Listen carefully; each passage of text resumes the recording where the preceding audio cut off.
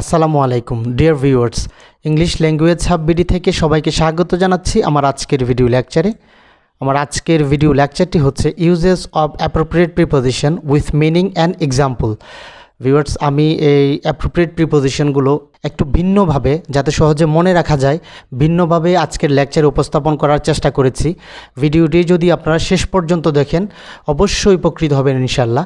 আর এটি হচ্ছে প্রিপোজিশন সংক্রান্ত আমার তৃতীয় লেকচার। ভিউয়ার্স, আমার দুটি ফেসবুক পেজ এবং ইউটিউব চ্যানেল লিঙ্ক দেওয়া আছে, পেজ দুটিতে লাইক দিন এবং চ্যানেলটি সাবস্ক্রাইব করুন। আর নিয়মিত আপডেট পেতে বেল আইকনে ক্লিক করে রাখুন।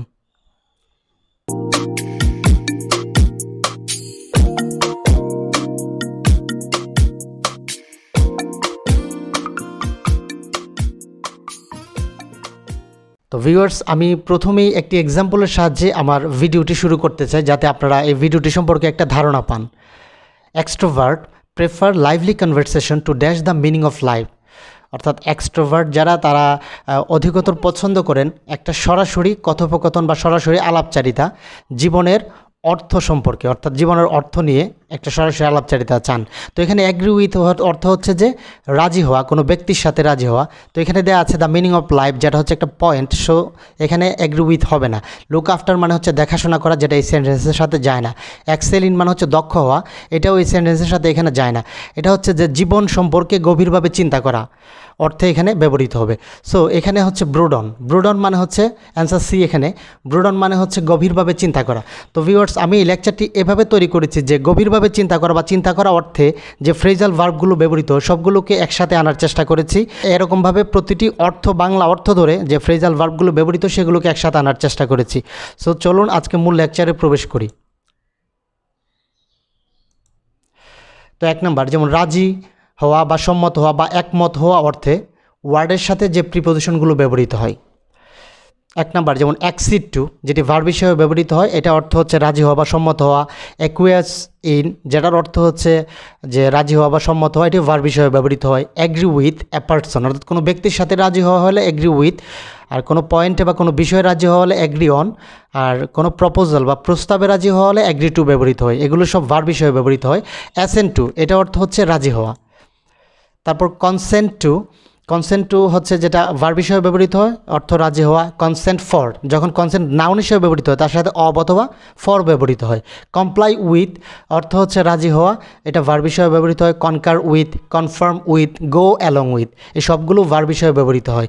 এখন আমি এক্সাম্পলের সাহায্যে এগুলো একটু ক্লিয়ার করব। তো এক্সাম্পলটি খেয়াল করুন। Sadia acquiesce dash their decision.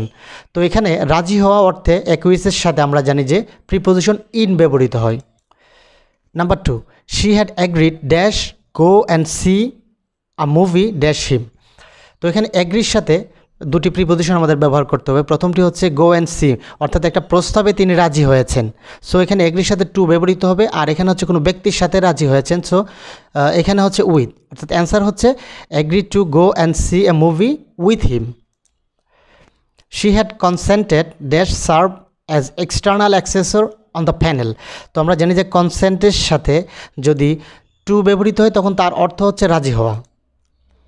No change will be made without the consent dash all the members. তো এখানে কনসেন্ট নাউন হিসেবে ব্যবহৃত হয়েছে, কারণ তার পূর্বে আর্টিকেল দিয়ে আছে, আর্টিকেলের পরে নাউন ব্যবহৃত হয়। সো কনসেন্ট এখানে নাউন হিসেবে ব্যবহৃত হয়েছে, সুতরাং তার সাথে প্রিপোজিশন অব অথবা ফর ব্যবহৃত হবে। Number 5, the prime minister assented dash the change.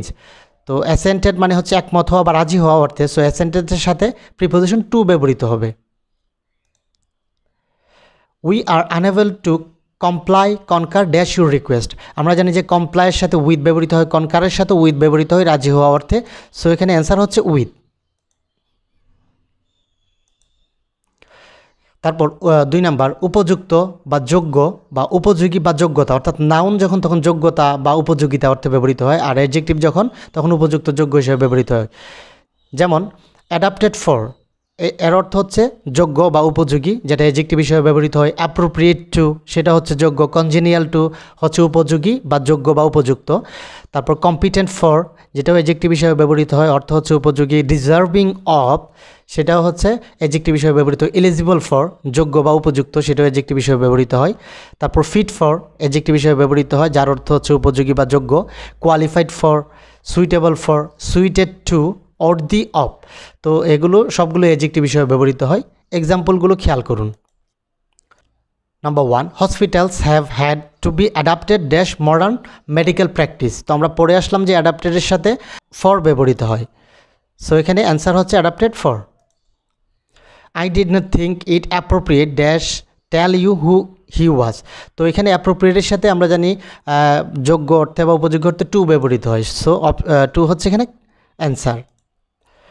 Number 3, the summers in Asia are not congenial dash the European. কনজিনিয়ালের সাথে প্রিপোজিশন টু ব্যবহৃত হয়।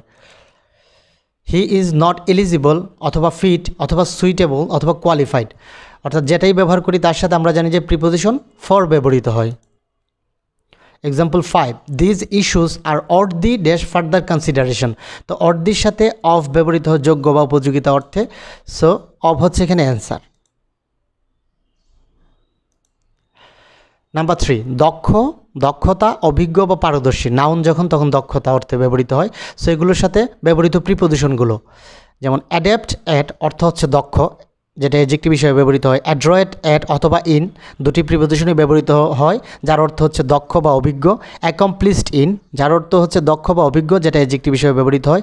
এক্সপার্ট ইন অথবা অ্যাট সেটাও অ্যাডজেক্টিভ হিসেবে ব্যবহৃত হয়। এক্সেল ইন যেটা ভার্ব হিসেবে ব্যবহৃত, অর্থ হচ্ছে যে দক্ষ হওয়া বা দক্ষ করা।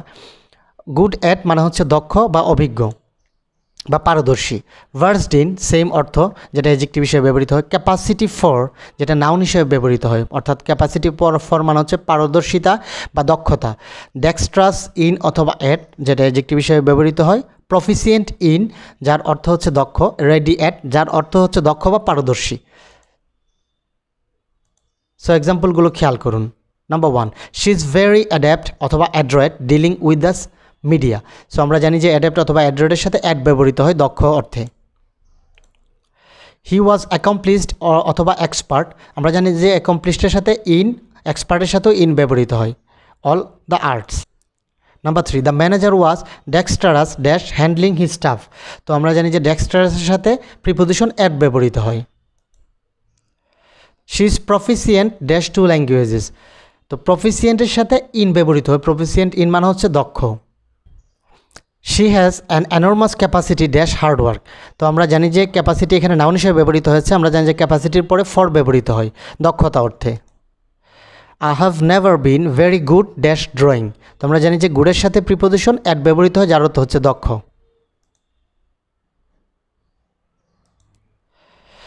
এখন গভীরভাবে চিন্তা করা বা চিন্তা করা অর্থে বা বিষণ্ণভাবে চিন্তা করা অর্থে ওয়ার্ডের সাথে প্রিপোজিশনগুলো যেমন ব্রোড অন অথবা ওভার, যার অর্থ হচ্ছে গভীরভাবে চিন্তা করা, যেটি ভার্ব হিসেবে ব্যবহৃত হয়। কনসিভ অফ এটা অর্থ হচ্ছে চিন্তা করা, যেটি ভার্ব হিসেবে ব্যবহৃত হয়।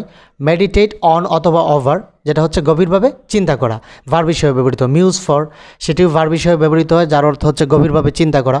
পন্ডার ওভার অথবা অন সেটার অর্থ হচ্ছে গভীরভাবে চিন্তা করা। রিফ্লেক্ট অন, আপন বা অ্যাবাউট যে কোনো একটি প্রিপোজিশন ব্যবহার করলে তার অর্থ হয় চিন্তা করা বা গভীরভাবে চিন্তা করা। তারপর থিঙ্ক ওভার হচ্ছে গভীরভাবে চিন্তা করা। তারপর কজিটেট ওভার যার অর্থ হচ্ছে গভীরভাবে চিন্তা করা। মাল ওভার অর্থ হচ্ছে গভীরভাবে চিন্তা করা। রুমিনেট অন অথবা ওভার সেটার অর্থ হচ্ছে গভীরভাবে চিন্তা করা। পৌর অন, পৌরের সাথে অন ব্যবহৃত হয়। সো এগুলো সব ভার্ব হিসেবে ব্যবহৃত হয়। এক্সাম্পলগুলো খেয়াল করুন। Example 1, I just Kant even conceive that quality of money. অর্থাৎ এই ধরনের টাকার কথা আমি চিন্তাই করতে পারি না। তো সেই অর্থে এখানে কনসিভের সাথে অফ ব্যবহৃত হয়। It is important to brood meditate ponder dash the meaning of life. তো এখানে ব্রুড অন বা ওভার, মেডিটেট অন বা ওভার, পন্ডার অন বা ওভার অর্থ হচ্ছে যে গভীরভাবে চিন্তা করা। We should often reflect hour past mistakes, অর্থাৎ আমাদের অতীতের যে ভুলগুলো থেকে নিয়ে আমাদের চিন্তা করা উচিত, গভীরভাবে চিন্তা করা উচিত। সেই অর্থে রিফ্লেক্টের সাথে অন, আপন অথবা অ্যাবাউট ব্যবহৃত হয়। The manager needs time to মাল অর থিঙ্ক আওয়ার প্রপোজালস। তো আমাদের প্রপোজাল নিয়ে ম্যানেজারের গভীরভাবে চিন্তা করা উচিত। সেই অর্থে মাল, থিঙ্কের সাথে ওভার ব্যবহৃত হয়। নাম্বার 5, হি রুমিনেটেড অথবা poured dash various possibilities concerning his future. তো আমরা জানি যে রুমিনেটেড অথবা পোর্ডের সাথে প্রিপোজিশন অন অথবা ওভার ব্যবহৃত হয়, যার অর্থ হচ্ছে গভীরভাবে চিন্তা করা।